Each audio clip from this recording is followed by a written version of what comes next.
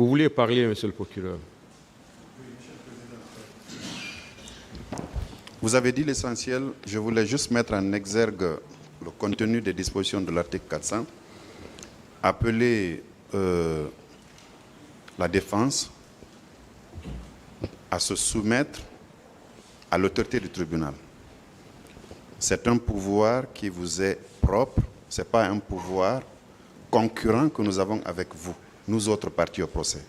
Il faudrait que nous le comprenions comme tel et que conséquemment, quand vous demandez à une partie, fût-elle la partie principale, d'arrêter, celle-là doit absolument arrêter. Ce sont encore une fois des prérogatives qui nous sont uniquement accordées au tribunal et que vous exercez, à notre avis, dans la stricte neutralité. Je vous remercie.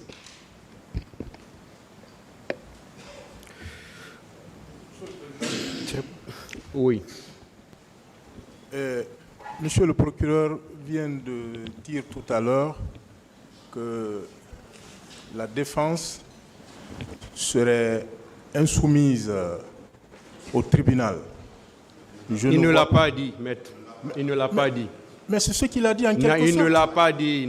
Qu'est-ce qu'il a dit? N'engagez pas, pas une polémique là où ça n'existe pas. Non, qu'est-ce qu'il a dit? Il ne l'a pas dit, s'il vous plaît. Nous, on est soumis à ce respect. S'il vous plaît, maître, le ministère public n'a pas dit cela. On est soumis à ce respect au tribunal. Il a parlé devant tout le monde, mais il n'a pas dit cela. Mais il l'a dit. Peut-être que moi, je l'ai dit autrement, mais il l'a dit.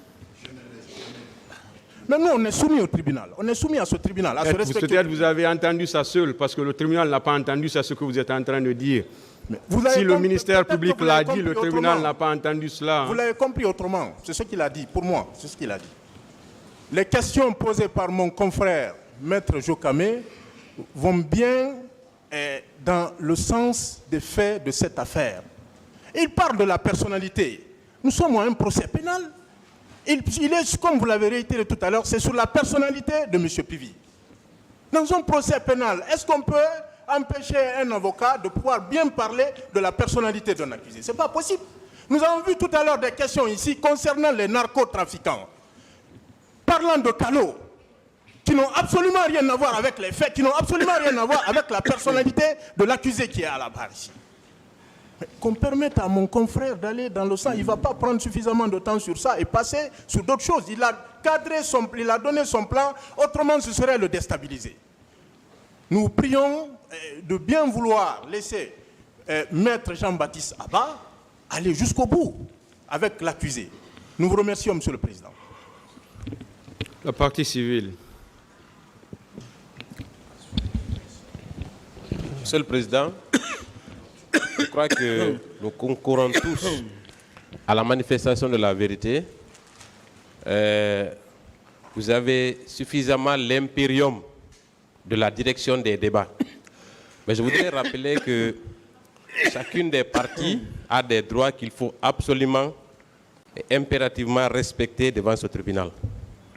Donc, en ce qui nous concerne, nous pensons qu'il est important que la défense puisse jouer pleinement son rôle dans le cadre, bien entendu, des limites fixées par la loi.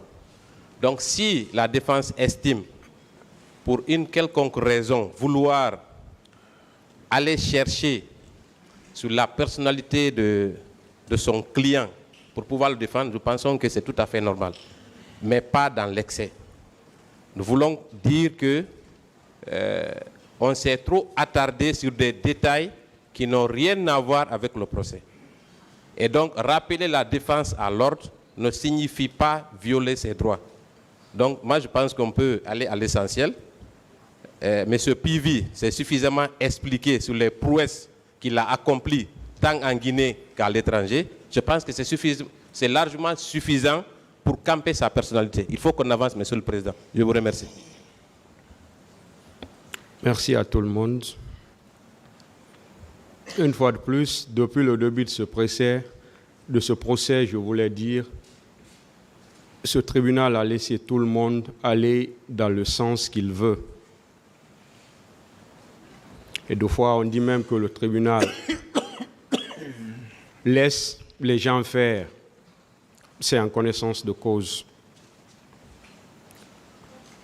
Mais comme vous l'avez rappelé, la partie civile, quand le tribunal constate qu'on est en train de faire des excès, le tribunal peut bien rappeler à l'ordre. Rien n'interdit ça au tribunal et c'est ce que le tribunal est en train de faire. On a posé assez de questions pour connaître la personnalité de M. Pivi qui est à la barre. Assez de questions. Si le tribunal intervient pour dire maintenant, je pense que ce n'est pas la première fois, il y a eu des intervenants à qui le tribunal leur a dit de revenir maintenant sur les faits. Et ce n'est pas la première fois. Ceux-ci sont revenus sur les faits. On a pris assez de temps pour poser des questions sur la personnalité de M. Pivi. Et il a bien répondu. Il a parlé de sa personnalité. Parce que si le tribunal demande maintenant à revenir sur les faits, je ne vois pas comment on peut empêcher la défense. Et une fois de plus, une défense qui n'est même pas conseil de l'accusé qui est à la barre, pourquoi on peut insister pour dire qu'on nous empêche de poser des questions, alors que ce tribunal n'a jamais empêché une partie de poser des questions. Mais je le rappelle encore, ce tribunal est en droit de recadrer tous les acteurs de ce procès, conformément aux dispositions de l'article 400. Si ce tribunal constate que c'est une direction qui n'apporte rien au débat, ce tribunal peut bien intervenir pour recadrer, pour rappeler à l'ordre. C'est bien les prérogatives de ce tribunal. Le tribunal n'a nullement l'intention d'empêcher quelqu'un, une partie, de poser des questions. Mais si c'est dans l'excès, le tribunal intervient pour rappeler à l'ordre. Ça, le tribunal le fera parce que ça fait partie de ses prérogatives. Toutes les parties, le tribunal l'a fait même avec le ministère public, en demandant au ministère public de poser des questions par rapport aux faits, malgré que ce soit la partie principale à ce procès. Mais le tribunal l'a fait. Le tribunal l'a fait avec la partie civile.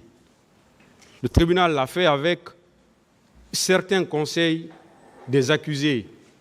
Ça veut dire que ce tribunal le fera avec tout le monde. Dès que le tribunal va le constater, il va intervenir pour recadrer tout le monde. Nous sommes à la phase des questions. Nous sommes bien à la phase des questions. Le tribunal peut bien intervenir pour recadrer. Ne voyez pas cela comme étant un musellement. Ça, le tribunal est dans son rôle de recadrer tout le monde. Et il le fera. Ça, il faut qu'on le comprenne. Et ça, il faut qu'on soit d'accord sur ça. Le tribunal le fera à tout moment. Dès que c'est nécessaire, le tribunal interviendra pour recadrer, conformément aux dispositions de l'article 400 du Code de procédure pénale. Vous avez la parole, maître, pour continuer avec vos questions. Merci, Monsieur le Président. Monsieur Claude Pivi. Oui. Dans cette salle, j'ai appris qu'en tant que ministre chargé de la sécurité présidentielle, vous étiez membre du gouvernement. Est-ce que vous connaissez ce qu'on appelle le gouvernement? Si. Est-ce que vous savez que le gouvernement, ce sont les ministres qui relèvent du Premier ministre? Oui. Ça veut dire que vous n'aviez jamais été membre du gouvernement. On est d'accord? Si je relève du Premier ministre. Vous releviez du Premier ministre en tant que ministre chargé de la sécurité présidentielle. On vous a dit que si vous aviez un secrétaire général, est-ce que à la présidence, que ce soit au temps du CNDD, que ce soit au temps du général Konaté, que ce soit au temps du président Alpha Condé, que ce soit maintenant là, est-ce que les ministres à la présidence ont un secrétaire général et les ministres à la présidence ont un secrétaire général et les directions? Chez moi, il n'y en avait pas. Même maintenant là, il n'y en a pas. C'est ce que je voudrais que vous compreniez. Dites-moi, sur le troisième point, est-ce que vous confirmez, vous reconnaissez que dans l'armée, il y avait une certaine indiscipline? Oui, dans l'armée, il y avait des indisciplines. Parfait. Lorsque un lieutenant reconnaît publiquement avoir gradé des militaires, est-ce que cela relève aussi de l'indiscipline? Ça relève de l'indiscipline. C'est de l'indiscipline? Bien sûr. D'accord. Dites-moi, est-ce que vous connaissiez Bégré? Je l'ai connu. Qui il était? C'était l'un de nos commissionnaires. L'un de vos commissionnaires. Il était où, au camp Koundara? N'est-ce pas? Oui, celui qui était le chef du camp Koundara. Celui qui était le chef du camp Koundara. Est-ce que le camp Koundara relevait de vous? Non. Non. Est-ce que Bégré entretenait des rapports très étroits avec M. Toumba, M. Aboubakar Diakité? Très bien même. Très bien même. Oui. Est-ce que ce n'est pas d'ailleurs pour ça que quand ça n'allait pas, il partait se réfugier dans ce camp? Absolument. Je vais vous lire une partie du PV de Paul Mansa Guilavogui, son procès verbal d'interrogatoire de 2015, le 5 août, page numéro 2. En tout cas, feuillet numéro 2. Sur interpellation, voici ce qu'il dit. Il y avait eu des tortures en ma présence et la personne qui le faisait, c'est Bégré et ses hommes. Quand tu parlais, il t'enfermait. Personnellement, il m'a enfermé par 2 fois pour être intervenu auprès de lui, notamment pour avoir donné du beurre de karité aux détenus pour qu'ils se massent avec. La seule femme qui était parmi nous, c'est Tata. À l'époque des faits, elle était adjudant-chef. Est-ce que Bégré n'était pas un des hommes de M. Aboubakar? Bien sûr, comme je dis, il relève du salon. Et c'est ce Bégré-là qui commettait ces tortures-là. Est-ce qu'on peut déduire que M. Aboubakar le savait? Bien sûr, parce que c'est par là-bas que se séjournaient. D'accord. M. Aboubakar Diakité a déclaré une chose importante ici. Il a dit que le 28 septembre, il est sorti pour aller à la recherche du président. Est-ce que vous avez entendu ça? Oui, j'ai entendu ça ici. À ce propos, je voudrais que nous discutions sur la configuration de la présidence de la République à l'époque des faits. Et le même, avant, a dit qu'il avait donné l'ordre de ne pas laisser le président sortir. C'est bien cela? Il a dit. Bon, ça n'a pas été dit devant moi. D'accord. Dans son PV ou dans le PV du président, a dit, c'est clairement indiqué. Dites-moi, est-ce que entre la présidence de la République et la sortie du camp plutôt, il y avait des barrages? Il y a des barrages? Bien sûr, il y a au moins 4 barrages. Il y a au moins 4 barrages, n'est-ce pas? Bien sûr.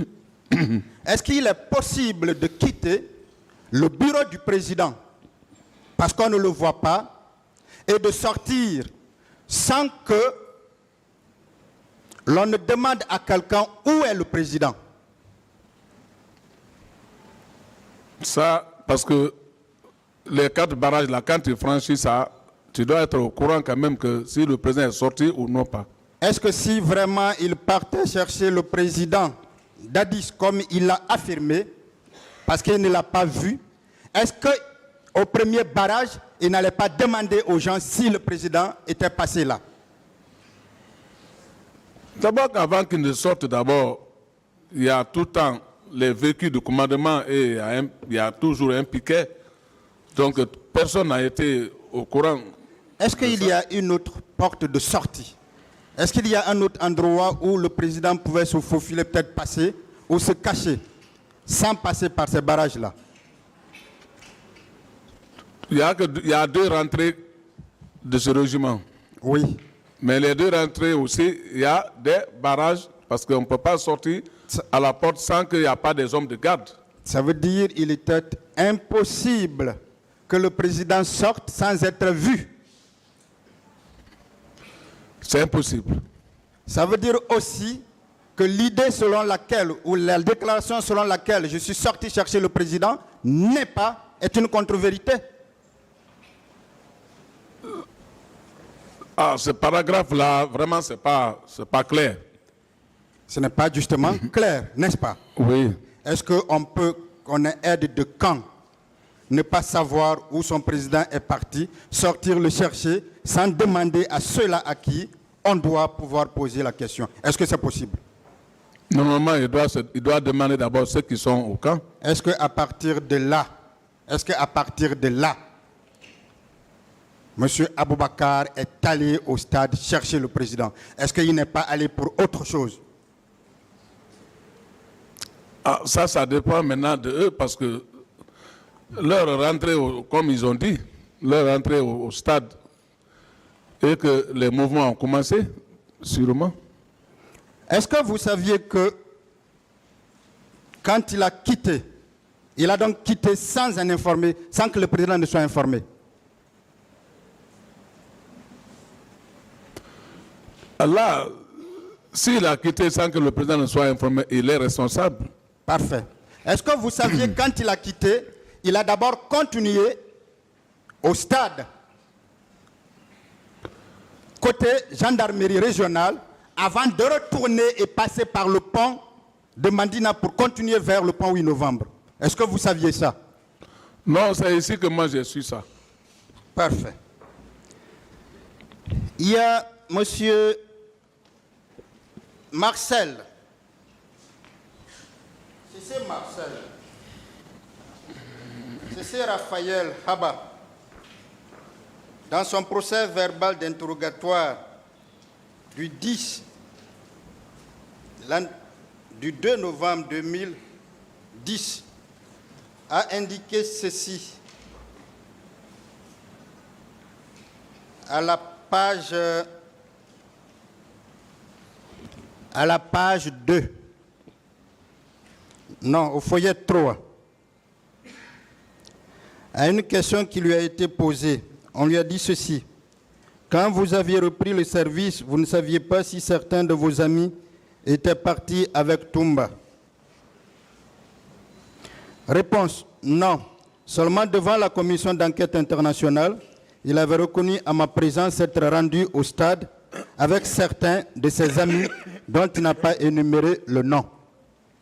Est-ce que vous qui êtes militaire, quand on part à la recherche de son président, le président donne ton aide de camp pour des événements comme cela, est-ce qu'on peut aller seul?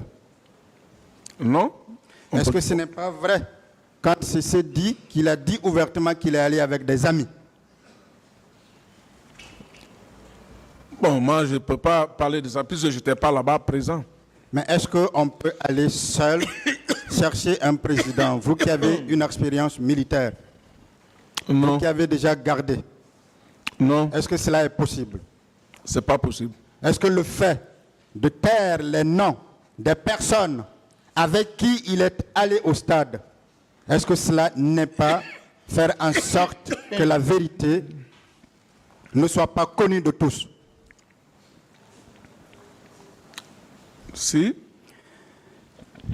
Le même Aboubacar Toumba a dit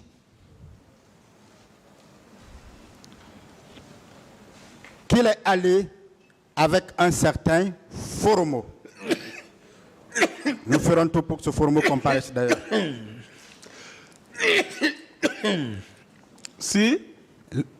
Le même Aboubacar a dit qu'il est allé avec un certain Foromo. Mais dans ces mêmes déclarations, il dit qu'il était le seul à transporter des leaders politiques. Que pensez-vous de cette contradiction? D'abord, il était avec Foromo ce jour-là, et ensuite, il était seul en transportant tous les leaders politiques. La partie là, je ne peux pas parler de la partie là puisque je n'étais pas là-bas. Cette contradiction, que pensez-vous? C'est En contradictoire. pensez-vous? D'accord.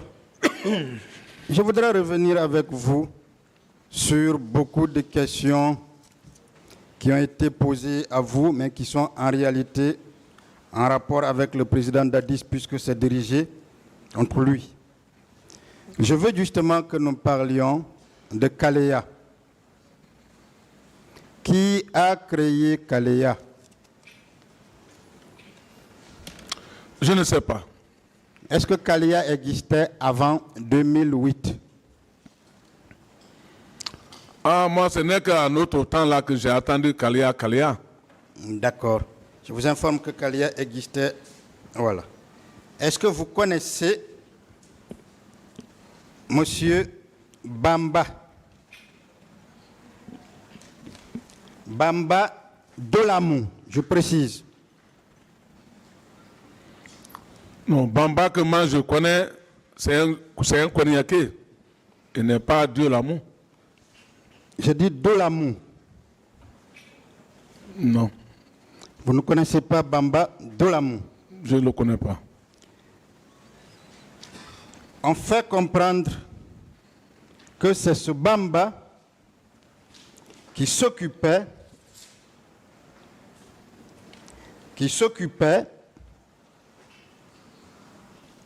des recrues. Je vais vous dire ce que Bamba lui-même a dit, peut-être pour vous aider à le connaître.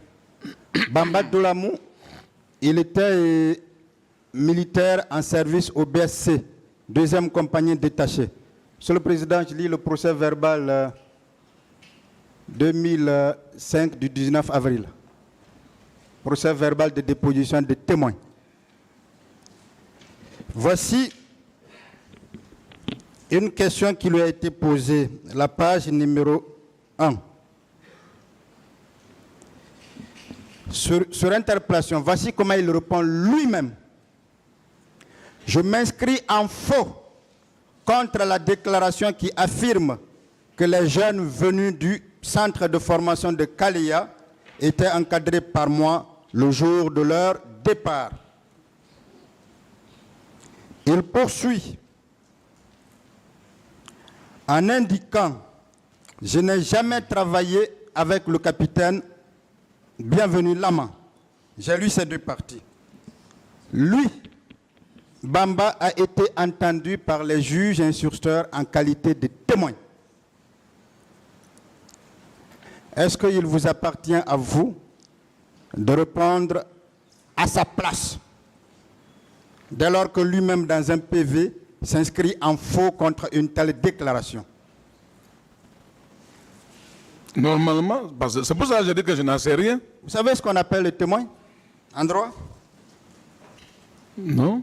C'est celui qui sait ou qui fait la relation ou le récit de ce qu'il sait des circonstances de la commission d'une infraction. Voilà le témoin. Ce sont donc les yeux et les oreilles de la justice. C'est ce témoin-là qui a été entendu par les magistrats instructeurs qui dit n'avoir jamais entretenu des recrues. Comment vous pouvez être plus royaliste que le roi? Comme je l'ai dit, j'ai dit, moi, je n'en sais rien de leur relation ou quand est-ce que les éléments de Kalea sont venus, rien. J'ai tout de suite lu sciemment. J'ai dit, est-ce que vous connaissiez Capitaine Bienvenu? J'ai fait exprès. Est-ce que vous connaissiez Capitaine Bienvenu? Je connais Bienvenu en tant que gendarme. Vous connaissez Bienvenu en tant que gendarme? Oui. N'est-ce pas? Oui. Vous savez qu'il était poursuivi au même titre que vous? C'est ici que j'ai appris ça. Il a été poursuivi au même titre que vous alors. Et il a bénéficié d'un non-lieu. Je vais vous dire ce qu'il a dit à propos de Kalea. Puisqu'on a fait comprendre que peut-être il a été envoyé d'abord par le président Dadis. Voici ce qu'il dit. On pose la question, que savez-vous du centre de formation de Kalea? Réponse. Depuis 2008, je suis muté au centre de Kalea par une décision du général de brigade Feu Jacques Touré en qualité d'instructeur.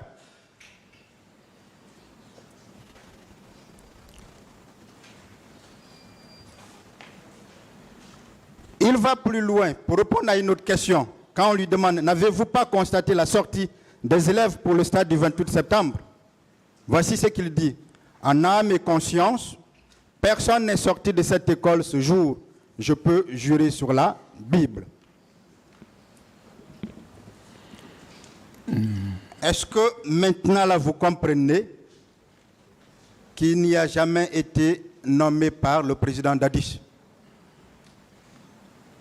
Bon, moi, franchement, après sa nomination. D'accord, je reviens. Vous connaissiez quand même le général de brigade Feu Jacques Touré? Si, il était le patron de la gendarmerie. Il était le patron de la gendarmerie. Oui. Mais ça, c'était avant vous. Avant nous. C'est donc lui qui l'a nommé. Oh, bon. Donc ce n'était pas Dadis. Dadis ne le connaissait même pas.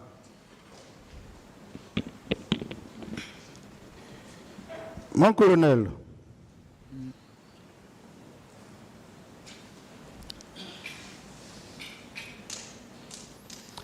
bon, où se trouvait... Maître, s'il vous plaît. Oui, monsieur le président. Je crois que c'est une nouvelle question, donc on va... Je reviens vers vous pour que nous nous entretenions sur 6 éléments. D'abord sur les commissions d'enquête nationales, également internationales. Deuxièmement, sur les questions de déontologie qu'on est en train de vous opposer. Troisièmement, sur les dénonciations et l'ordonnance de renvoi que le parquet a bien voulu lire. Quatrièmement, sur vous-même. Et enfin, sur mon client, le président Dadis. Je termine par lui parce que j'ai comme l'impression que l'on veut chercher des poux sur une crâne rasée. Et on va tout à l'heure démontrer que ce n'est pas le cas. Sur le premier point, je vais commencer par la commission d'enquête internationale. Un des procureurs vous a lu quelque chose. Je vais relire pour que ça n'échappe à personne. Page numéro 32. Je lis. Dans les jours suivants, les bérets rouges auraient aussi informé les familles que le ministre de la Santé avait ordonné que personne ne touche à un seul corps. Je voudrais insister sur la conjugaison « aurait ». Est-ce que vous connaissez ce temps et ce mode? Oui. C'est quoi? Le conditionnel, je crois. Non, ou bien je vais oublier. Est-ce que le conditionnel n'est pas totalement contraire à la certitude? Je crois que oui. Est-ce que vous savez que devant un tribunal criminel en matière pénale, nous sommes dans un droit de certitude? Ah, d'accord. Alors, est-ce que ce rapport-là même est un rapport sérieux? Je ne crois pas. Ou on conjugue au conditionnel? est-ce qu'on peut alors vous reprocher des choses écrites au conditionnel? Je crois que non. Merci. Je reviens à la commission nationale.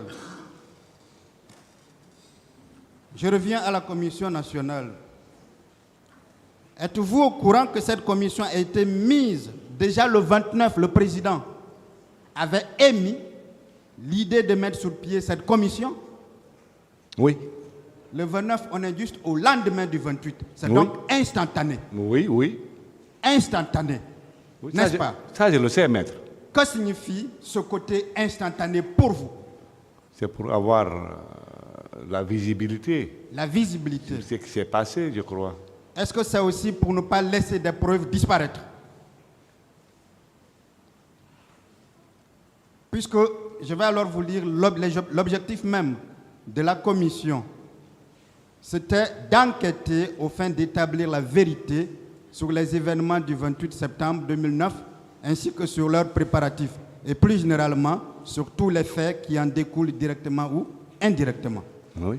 Donc en clair, c'était pour ne pas laisser les preuves disparaître. Oui.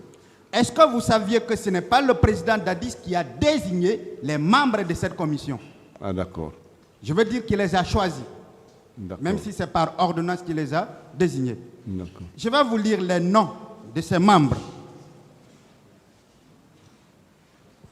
pour que vous compreniez. 1.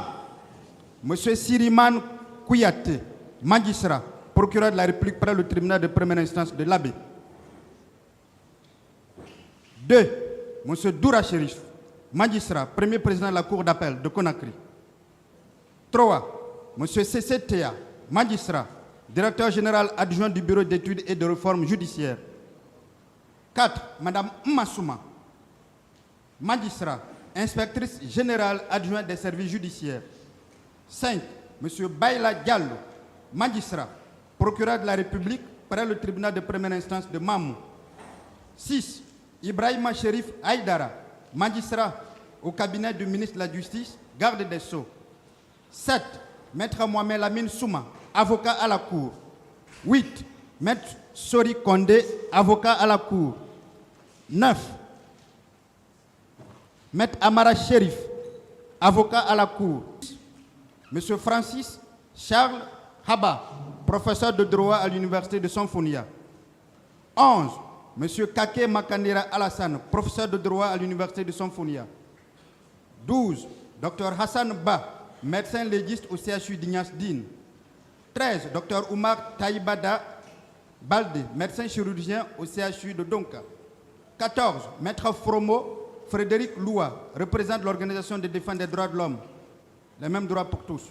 15. Madame Pierrette Tolno, représentant le REFAMP, Société civile. 16. Madame Fatoumata Morgan, représentante du REFMAP, Société civile. 17. Monsieur Pierre Kouevogui, représentant de partis politiques, Bloc des forces patriotiques. 18. Dr Saïdou Dioubate, représentant de partis politiques, Bloc des forces patriotiques. 19. Monsieur Michel Koriman, professeur à la Sorbonne, président de l'Académie européenne de géopolitique. 20. Monsieur El Razi, membre du Conseil constitutionnel du Royaume du Maroc, professeur de droit public et de sciences politiques. 21. Monsieur Francis Spinoz, avocat à la Cour de Paris, ancien membre du Conseil de l'Ordre des avocats à la Cour de Paris, officier de la Légion d'honneur, officier de l'Ordre national de mérite. 22. M. Saïdou Nourou Tal, professeur agrégé de droit et de sciences politiques, vice-doyen de la faculté des sciences juridiques et politiques de l'Université Cheikh Anta Diop. Enfin, Maître Ibrahim Nyang, avocat au barreau de Guinée. Est-ce que ces personnes-là, Sénégal, est-ce que ces personnes-là, vous les connaissiez? Non. Non. Est-ce que le président Dadis pouvait influencer ces personnes-là? Je ne crois pas. Toujours. Est-ce que vous saviez que les résultats de cette commission ont été rendus alors qu'on avait tiré sur le président Dadis et que ce n'était plus lui qui contrôlait? Ça a été rendu en janvier 2010. Oui. Est-ce qu'en janvier 2010, le président Dadis était aux affaires? Non, Est-ce qu'il pouvait alors influencer? je ne crois pas. Par rapport à vous-même, à partir de quand vous avez été débarqué? J'ai été débarqué le 14 février 2010. Le 14 février 2010. 10. Ça veut dire quoi? Ça veut dire que de la même manière qu'on n'a pas laissé le président Dadis continuer le travail qu'il avait commencé pour faire apparaître la vérité, vous aussi vous avez été débarqué de la même façon. Oui.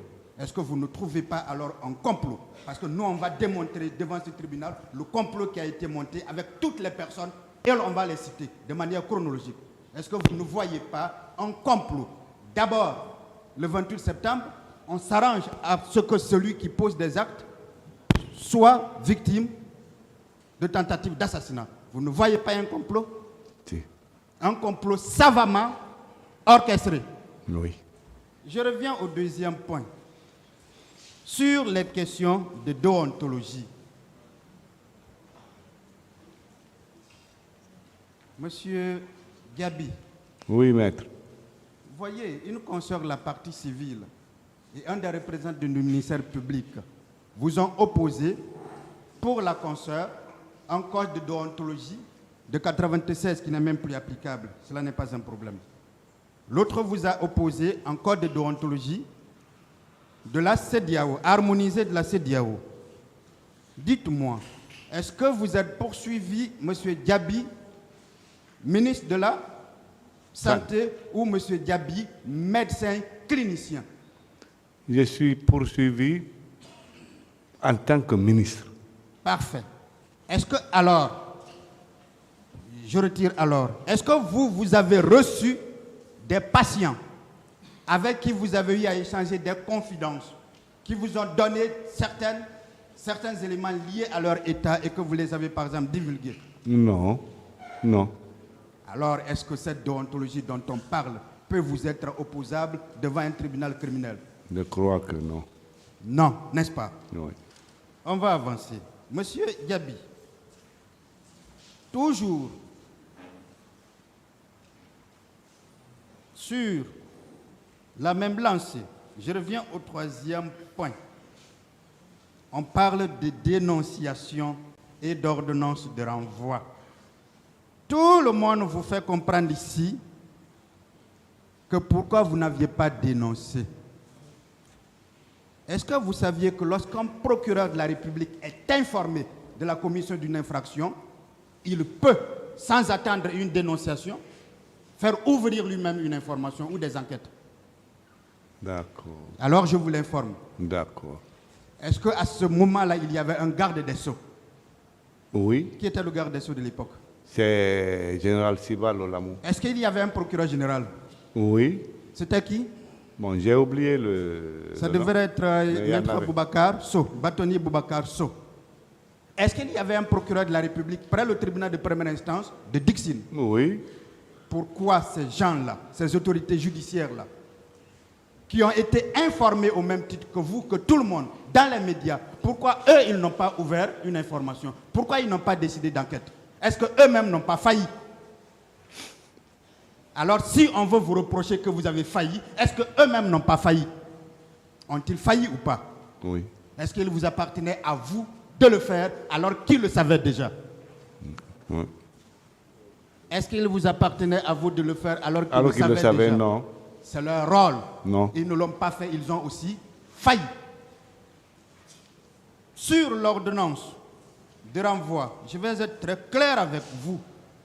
On vous a fait signer, après votre interrogatoire, d'abord de première comparution, où on vous a notifié les charges qui pesaient contre vous.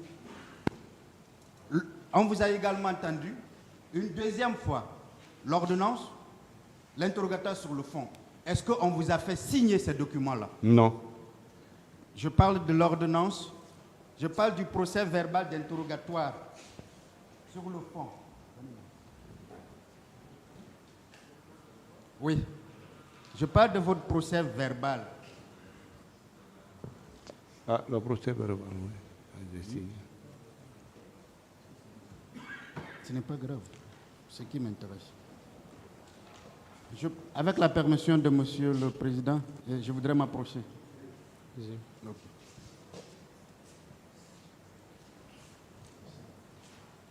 Voici le procès verbal d'interrogatoire de Monsieur Diaby. Voyez sur toutes les pages, si vous y avez vos signatures.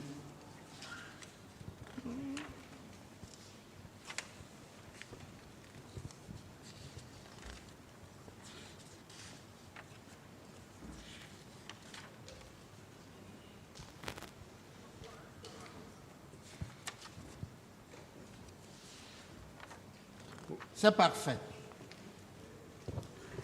Regardez cette ordonnance de renvoi. Voyez, est-ce que vous avez vos signatures dessus?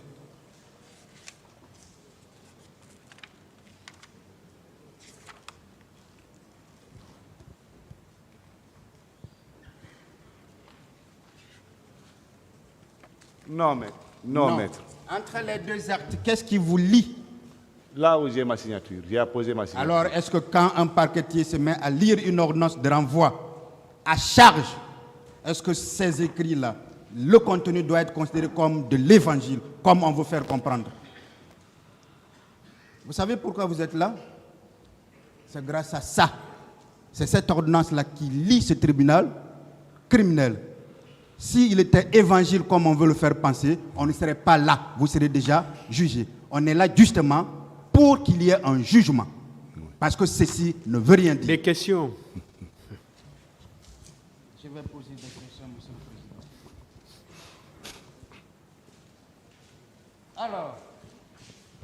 Alors, Monsieur Diab, on ne peut donc ni vous reprocher de n'avoir pas dénoncé, ni vous opposer les termes d'une ordonnance de renvoi qui émane, qui provient de juge, mais pas vous. On est d'accord? Oui. Donc, toute argumentation qui viendrait de là doit tomber. On est d'accord? Sur le quatrième point. Sur le quatrième point. C'est lié à vous-même.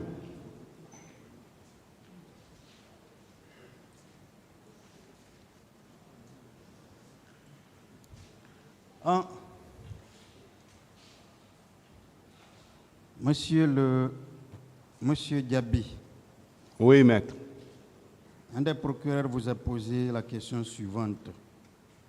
Est-ce que le président Dadis a le droit de demander à son ministre de la Santé de garder des corps selon son bon vouloir? Est-ce que le président Dadis vous a demandé de garder des corps selon votre bon vouloir? Non. Non? Non. Il ne l'a jamais dit. N'est-ce pas? Non, oui. D'accord. Entre vous et le président Dadis, qui est allé vers l'autre? Qui est allé vers l'autre? C'est moi qui suis allé vers le président. Alors, Dadis. c'était vous le demandeur? Oui. N'est-ce pas? Oui. Est-ce qu'on peut transformer le président Dadis comme étant celui qui a la demande? C'était vous le demandeur, pas lui. N'est-ce pas? Oui. Dites-moi, monsieur Diaby, à supposer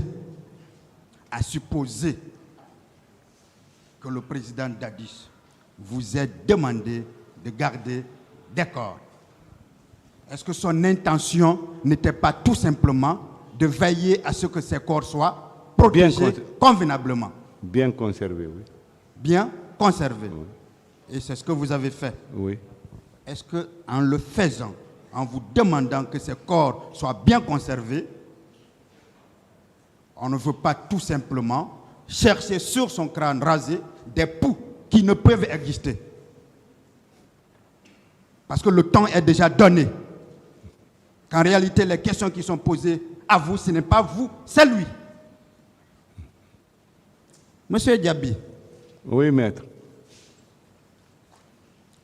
Je reviens une dernière fois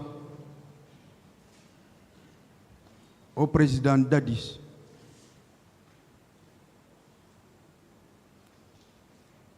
Est-ce que si le président Dadis n'avait pas été victime de tentative d'assassinat,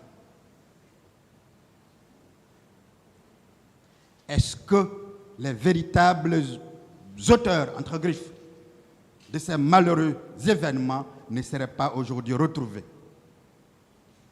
Sûrement, sûrement. Je vous remercie. Je vous remercie, Monsieur le Président, honorable assesseur. Merci. Monsieur Diaby, Oui, maître. est-ce qu'il vous appartenait à vous, on parle de rapports souvent, les rapports qui ont été établis, est-ce qu'il vous appartenait à vous de fournir ces rapports-là à la justice ou il appartenait à la justice de demander ces rapports? Oui, c'est pour des requêtes. Oui. Comme- Il appartenait donc à la Voilà, justice, comme me demande. comme vous demande les rapports, Oui, qui sont au ministère de la Santé. oui. Voilà. On a invoqué, le procureur a invoqué tout à l'heure les dispositions du code de déontologie de la CEDEAO, médical de la CEDEAO, de 2013. Et ces événements-là remontent à 2009. Selon vous, est-ce que ce code est applicable en cette matière-là? Selon ce que j'ai appris ici, parce que je ne suis pas très fort Vous n'êtes pas juriste, dans ma hein, vous n'êtes matière, pas de juriste, mais voilà. que la loi n'est pas rétroactive. Voilà. En Merci. principe, un document, ce document de 2000. Je vous remercie. Merci bien. Tout à l'heure, le procureur, dans son exposé, a visé un procès verbal de constat par rapport à la situation géographique, là où vous étiez 36, par rapport à Kuntia. Est-ce qu'il y a un secteur ou un quartier quelconque sur la route nationale entre Kuntia et 36? Non, Voilà. c'est collé. Donc, ça veut dire qu'on n'a pas dit, par exemple, que vous avez parlé, vous avez parlé d'un quartier de la commune de Kaloum et que celui dont on parle dans le procès verbal parle d'un quartier de la commune de Koya. Hein? C'est pratiquement la même chose. Oui. Voilà. Vous étiez au niveau, vous avez dit tout à l'heure que vous étiez entre Lansana Barrage et Kuntia. Oui. Précisément vers l'usine Matela. L'usine Matela, oui. Voilà. Donc quand vous êtes arrivé, quand vous êtes là-bas, à peu près, vous voyez le kilomètre 36. Oui. Voilà. Je vous remercie. Dernière question peut-être. On parle toujours, le parquet qui veut vous charger, parle de 54 corps par rapport à la restitution des corps. Et vous avez parlé tout à l'heure par rapport à la restitution de 57 corps. Est-ce que vous étiez réellement le président de la commission de restitution des corps? Non, je n'étais même pas membre. Je vous remercie. Monsieur Gabi, Oui, maître. 2 ou 3 questions. De l'autre côté, on veut vous faire croire que c'est le procès du CNDD ou que le procès du coup d'État. Est-ce que vous êtes là pour les événements du 28 septembre ou parce que vous êtes membre du CNDD ou la prise du pouvoir par le CNDD? Non, je suis là pour les événements du 28 septembre. Très bien. Quand le CNDD a pris le pouvoir, est-ce qu'un seul Guinéen a perdu la vie lors de la prise du pouvoir? Non, à ma connaissance. Le président Dadis ne rappelait-il pas que c'est le seul coup d'État où, à l'occasion duquel il n'y a pas eu d'effusion de sang? Oui.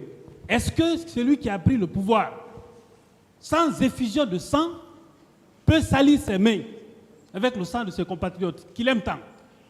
Ah, c'est pas évident. Est-ce que ça, c'est possible? C'est pas évident. Très bien. On vous pose des questions parce que vous êtes médecin. On profite pour vous poser des questions de déontologie et que vous devez prendre soin ou pas des malades. Est-ce qu'au moment précis des faits, n'étiez-vous pas simplement ministre en tant que coordinateur J'étais du ministre. ministère? Oui, oui, maître, j'étais ministre. Étiez-vous exécutant? Non, je n'étais pas médecin traitant. Donc vous n'avez pas à administrer des soins alors qu'il y a des subordonnés ou des gens qui sont dédiés qui était dédié à ces faits-là à des moments précis. Oui ou non? Oui.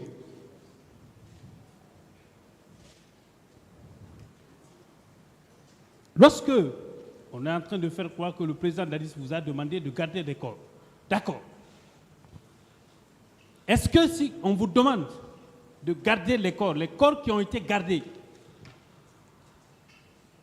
c'était pour des besoins de conservation ou c'était pour d'autres fins?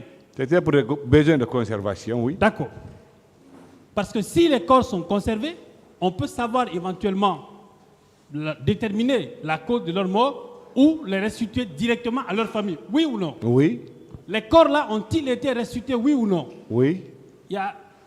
Ils ont mis en place une commission de restitution des corps, oui ou non? Oui. Mais pourquoi on veut faire croire que le président Dadis vous a demandé de garder les corps pour utiliser à d'autres fins? Comme mon aîné l'a dit, est-ce que ce n'est pas pour trouver quelque chose d'imaginaire, des preuves qu'on veut inventer de toutes pièces? Oui ou non? Oui. Je vous remercie.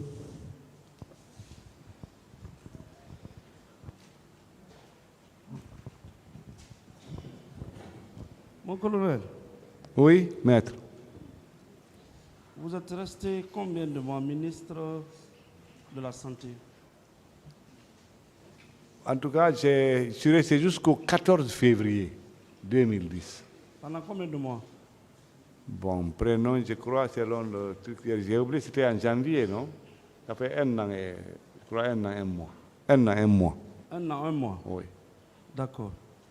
Avant que vous ne soyez ministre, est-ce que vous avez connu le colonel Claude Pivi? Vous dites?